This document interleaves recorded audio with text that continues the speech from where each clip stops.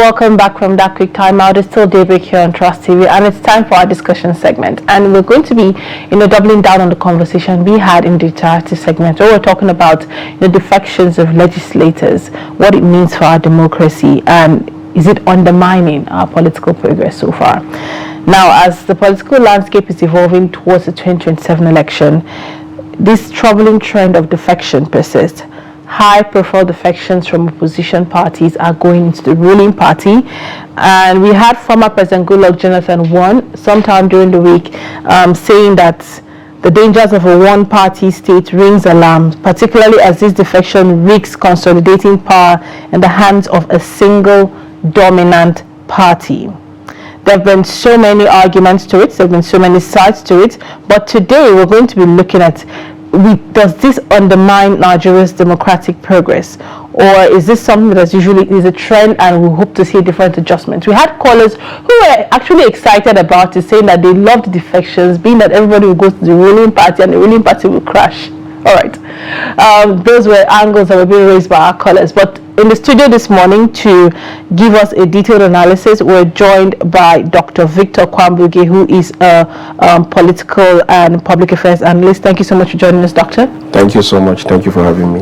And we're joined by Ahmed Sajoh, a seasoned political analyst and a public affairs commentator. Thank you so much for joining us. Yeah, thank you. I don't know whether I'm seasoned. All right, I wouldn't want to comment on that. But with these two gentlemen this morning, we're going to be exploring whether defections are a normal part of democratic evolution or a growing threat to Nigeria's political progress. I'll start with you, Dr. Victor. What's your take on this? Is it normal, or is it a growing threat to something we should be scared of? Okay, thank you very much, and good morning to you and to your esteemed viewers. Talking about defections, I will prefer us to look at it from the angle that why do we even talk about it this morning? We talk about it because as far as we operate constitutional democracy in Nigeria, diversity of interest is normal.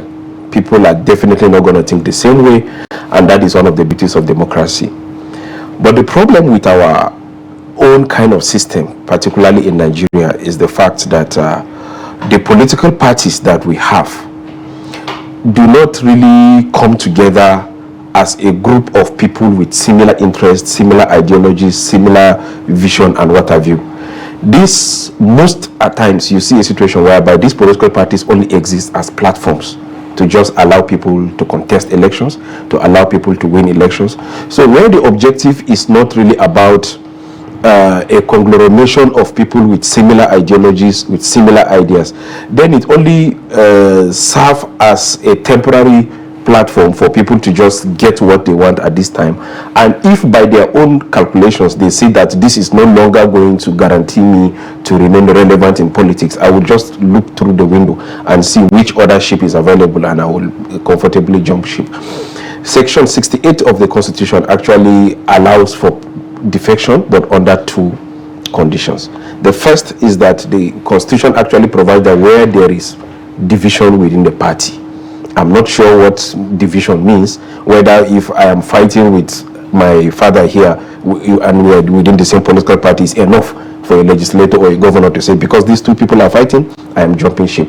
What does division within the party actually means? I think that is one area where our laws need to be tested.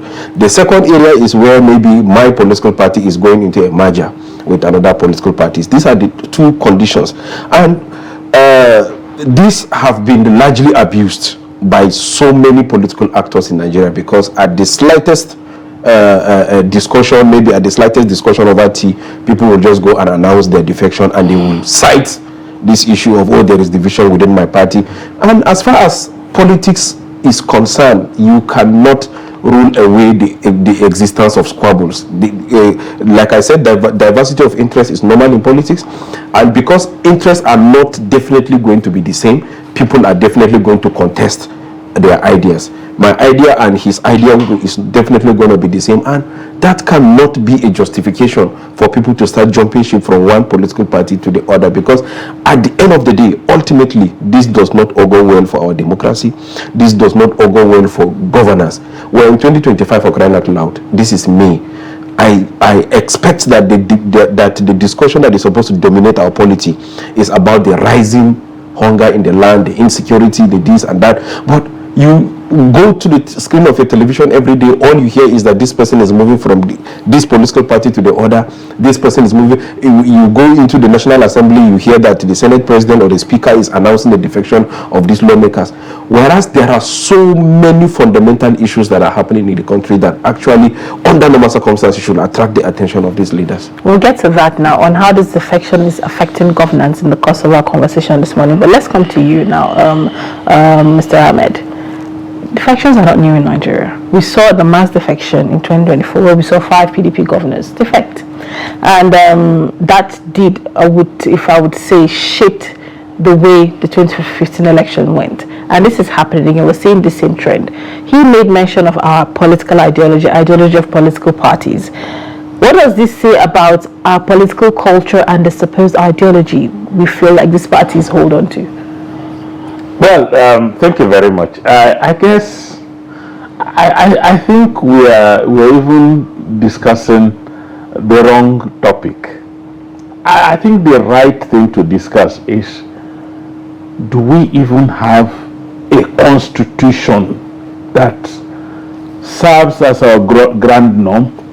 Do we have constitutional provisions that we're committed, to adhering to? I think there is political, legal and constitutional fraud in the manner we have configured our political system. When there is an election, individuals are not elected. There is no name of an individual on the ballot paper. It is the party. Electorates go out there to elect parties. Parties present candidates, but the votes go to the party. How come when you want to leave, you as an individual remove yourself from the party and leave? And the mandate was never given to you. It was given to your party. Yet, we don't say anything wrong with it. So there's so many areas, within that, the constitution that we're operating, they were constructed by the ruling elite for the benefit of the ruling elite. That's why they put, fluid provisions, booby traps, provisions that can protect them from the way and manner they want to operate the system. I mean, what is there in precipitating a quarrel within your party? All I need to do is, if I have, as it is now, if I have 500,000 naira of my own now, I can go back to my ward or my local government and gather some people and give them, and then they hold a press conference and say they have created a faction of my party. There's nothing difficult. And then there is no process of verification whether these factions are grounded in the electorate, whether they are grounded in the constituents, whether they are grounded in the rank and file of the party. So that's number one. Number two, we do not have political parties in Nigeria. What we have actually are special purpose vehicles for contesting elections. These parties are not grounded in any ideological basis that you are asking me to talk about. What is the ideology of any of the parties that we have in Nigeria? Nothing. You used to, even for those that lived under the Babangida experiment, we had two political parties, one a little to the left, one a little to the right. You could say that was some kind of ideological basis. But now, the parties we have, the progressive parties, operate under the most conservative concepts and ideas. The conservative parties sometimes operate under the most progressive concepts and ideas.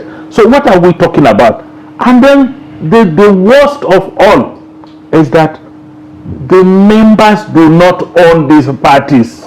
Ask any party member whether it is his contribution that runs the party or it is some big godfathers with many that operate the party. Parties become organic systems that support democratic process if these parties are themselves democratic enough to be owned by the members of the party. If decisions are taken because members are the contributors in funding and operating the party, if elections of party leadership is done according to democratic norms, then you know you have political parties. But here you are, parties that members do not contribute shishi, parties that members do not determine who becomes the leader. Sometimes they sit down in somebody's parlor and design the leadership. Somebody called me, sir, we are moving to a new political party. We are trying to set up a new executive. What position do you want to be so that we can put your name? I mean, just imagine, my dear sister, we're in real deep shit if we do not recalibrate the way we operate our democracy. All right, we'll hold the language there, a bit on the language there. Let me come back to you, Dr. Victor. He has said a lot, especially when he said the special purpose vehicle, I created a party acronym in my head for it, right away, SPV, something we could go on. But what do you make of, do you think Nigeria is ready to have an independent candidate? Seeing that people vote for parties, not candidates, will we see a different Nigeria if we have people voting for candidates and not party? Yeah, absolutely. At the moment, I think there is a lot of reforms that is going on in our electoral systems. I think yesterday there were some bills that were at the advanced stage at the National Assembly, particularly in the Federal House of Representatives. And I think one of the issues under debate is whether or not we are ready to have independent candidates that could contest on their own rather than depending on the platform of political parties. But again, we still go back to this issue of the morality behind these defections. For crying out loud, like he said, you have situations whereby people do not elect you as an individual. People elect you under the platform of a political party. On the day of the election, there is no individual name that is on the ballot papers. It is the names of political parties that you have. So people go out to vote for party A, party B, party C, and only for the individual after some few months to come back and announce his defection or cross-carpeting, as it were. Now, if you look at it even from the historical point of view, talking about the ideological base of most of these political parties, you discover that even from the colonial period, most of these political parties were not established mostly on ideological base. You see situations whereby after the first political party was formed in 1923, that is the new Nigerian Democratic Party, Nigerian National Democratic Party, by Herbert Macaulay. The political parties that followed were actually an offshoot of either a cultural or ethnic organizations. The NPC, for example, the Northern People's Congress, was an offshoot of a Hausa cultural organization known as the Jamiar Mutanen Arewa. The Action Group was formed from the Egbeomo Dudua, formed by Obafemi Awolowo and Samuel Akintola. And even the NCNC was actually a party that sought to dominate the politics of a particular region of the country. And these political parties actually they metamorphosed themselves into the Second Republic political period, where we had 5 political parties, but most of them actually dominating politics of their respective regions. 1999, PDP, AD, and ANPP and what have you were formed, but again they still assumed that dimension. So I think that there is a historical side to this, and even currently we see these politicians joining political parties not because this political party aligns with my ideology or aligns with my interest, but this political party actually provides me with a more formidable platform, a more realistic chance for me to clinch political power. And that is hold your thoughts there. First, it's like Edo and Delta, where we know that these states were predominantly PDP states, and you have people defecting to the APC. Does that mean a more formidable platform where you know these people will win their seats with or without the APC, being that is a PDP state to go with? So that this actually adds credence to what we are talking about. These political parties do not exist as political party in the strict sense of the word, but they exist merely as platforms. You call them special purpose vehicles. So if I see as a sitting governor or as a sitting senator or rep that I'm interested in coming back in 2027 and I analyze my chances under this political party, is this political party going to serve that purpose of that vehicle to convey me from point A to point B? If my answer is no, definitely I'm